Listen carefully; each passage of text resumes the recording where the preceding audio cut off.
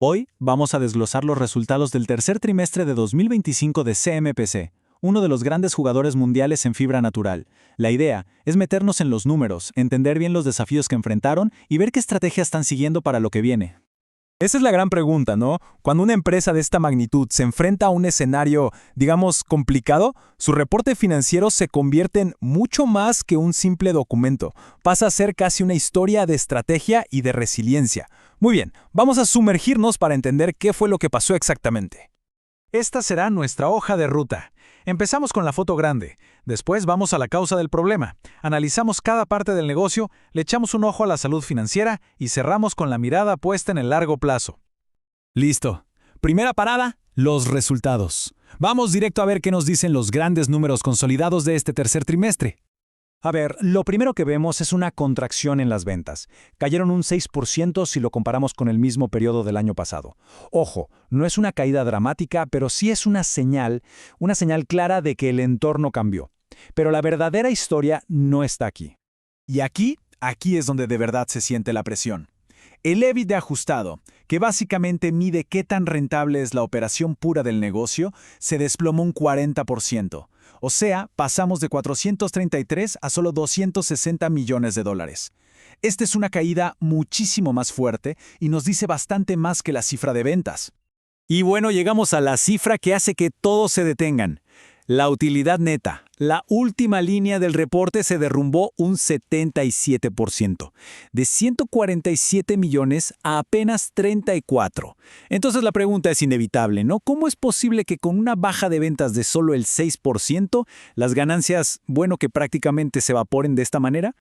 La respuesta nos lleva directo al corazón del negocio de CMPC y nos presenta al el gran antagonista en la historia de este trimestre, el mercado global de la celulosa. Y esto que vemos aquí ilustra el problema a la perfección. Miren qué paradoja. CMPC vendió un 3% más de celulosa en volumen. O sea, lograron colocar más producto, lo que en principio suena genial. El problema, el precio que recibieron por cada tonelada se fue en picada, y eso anuló por completo el efecto de vender más. Y para que estemos todos en la misma página, cuando hablamos de celulosa, nos referimos principalmente a estos dos tipos. La de fibra corta, la BHKP, es la base para cosas como el papel higiénico, y la de fibra larga, la BSKP, es clave para los empaques por su resistencia. La dinámica de los precios de ambas fue el factor decisivo de este trimestre. Pero CMPC es mucho más que solo celulosa. Es una compañía con tres caras bien distintas. Así que ahora pasemos a ver cómo le fue a cada una de sus divisiones en medio de esta tormenta de precios. Este gráfico es clave para entender la dinámica interna. Miren la distribución. Softis, que es la división de productos de consumo, representa casi la mitad de las ventas totales.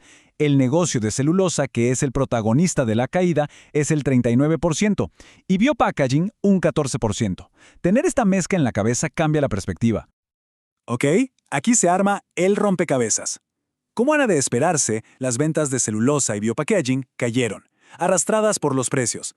Pero, atención con Softis, porque no solo resistió el golpe, sino que creció un 3%. En un trimestre tan adverso, una de sus divisiones clave no solo aguantó el chaparrón, sino que avanzó. Es como el héroe inesperado del reporte. Las propias palabras de la empresa lo confirman.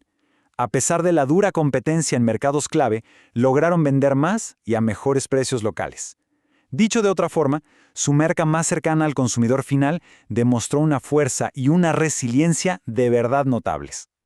Un golpe en las ganancias siempre genera una pregunta importante. ¿Qué tan sólida está la estructura financiera de la empresa para aguantar esto? Vamos a revisar sus cimientos.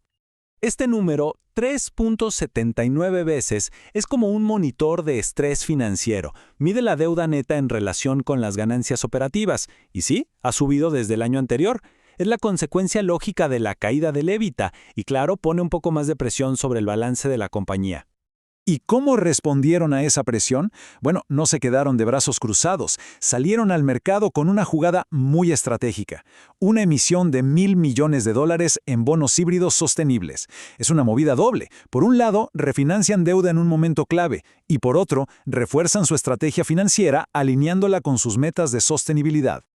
Y esa palabra, sostenibilidad, no es solo una etiqueta en un bono, ¿eh? Es el pilar de su visión a largo plazo. Así que para nuestra última sección, vamos a ver cómo se ve ese futuro que están construyendo. Esto no son solo promesas en un papel. Miren el progreso. Están bien encaminados en reducir emisiones y eliminar residuos. Pero lo más increíble es que sus metas de reducción de uso de agua y de hectáreas para conservación no es que las vayan a cumplir, es que ya las superaron. Esto demuestra un compromiso medible que va mucho más allá de la volatilidad de un trimestre. Lo que nos deja con esta reflexión final. En un negocio donde los precios de las materias primas son una verdadera montaña rusa, ¿será este anclaje en la sostenibilidad la verdadera estrategia para la estabilidad? Quizás la clave para CMPC no sea solo cómo capear la tormenta de un trimestre, sino cómo están construyendo un barco capaz de navegar en cualquier clima.